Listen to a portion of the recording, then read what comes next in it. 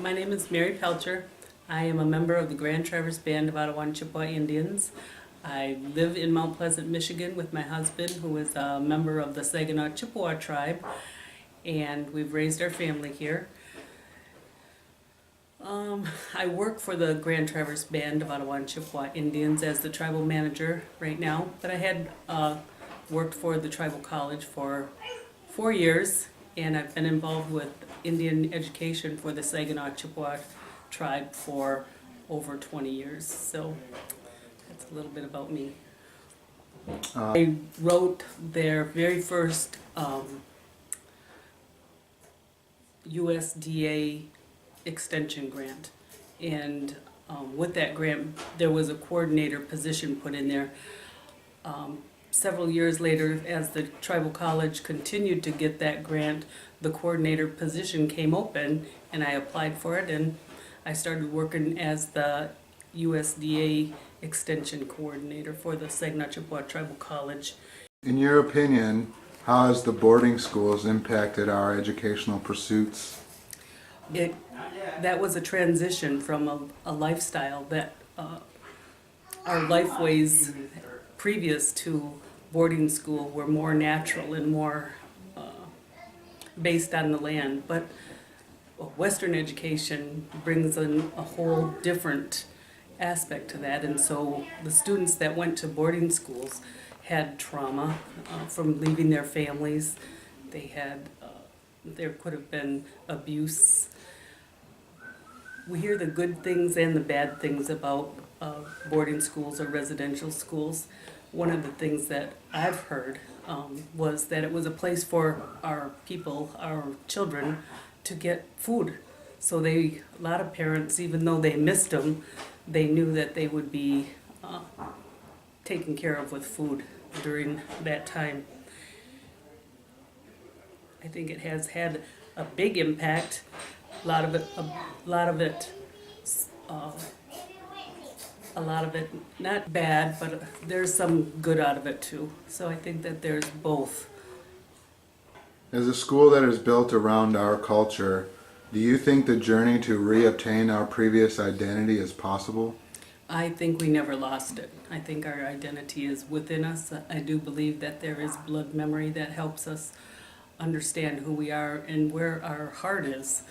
There's so much of Native culture that's within our families today. You know, we might not be fluent, but we know words. We might not be dancers, all of us be dancers at the powwow, but we love the beat of the drum. I think that there is so much that we have lost, but there's so much that we still have too.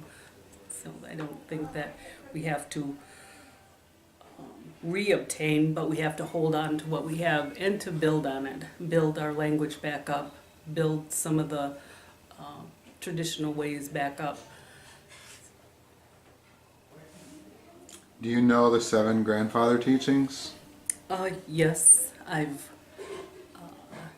can't say that I grew up with the 7 grandfathers' teachings, but I've learned them as, that's one of the good things about education is when you take Native courses, a lot of that is built right into it, which is a good thing.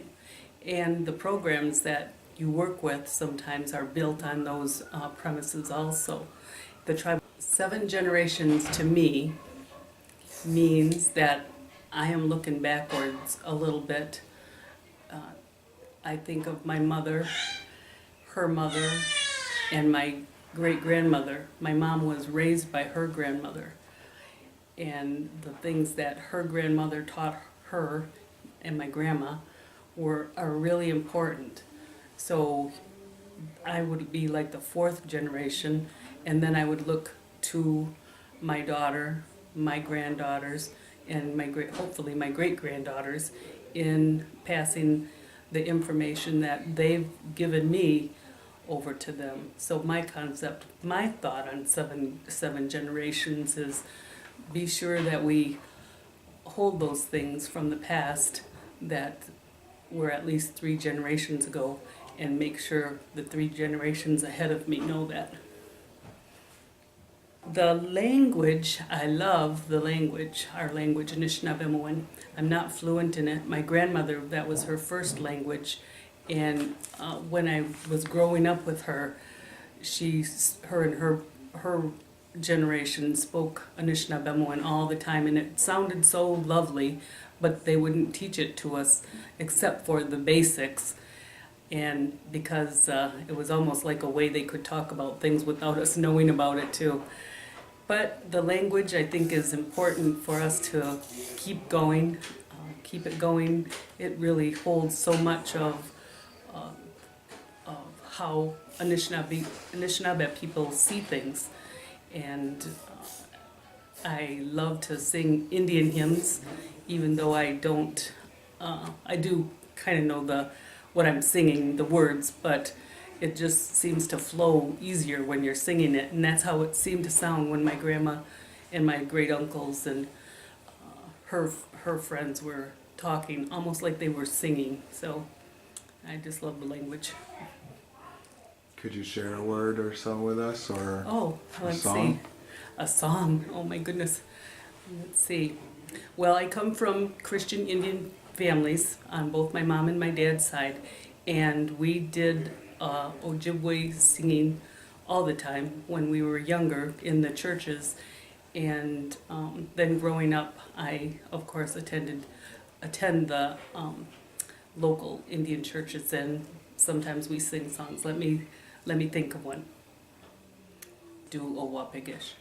Owa Pegish Kichin Gudwa Nija Nishin Nabek Chinai go Tami Wat Ninge Jemani Do. That's just singing about the Lord. Thank you. It was beautiful. Well, the tribal college is a great place to work because the staff is wonderful and the students are wonderful. Working with different students and understanding that their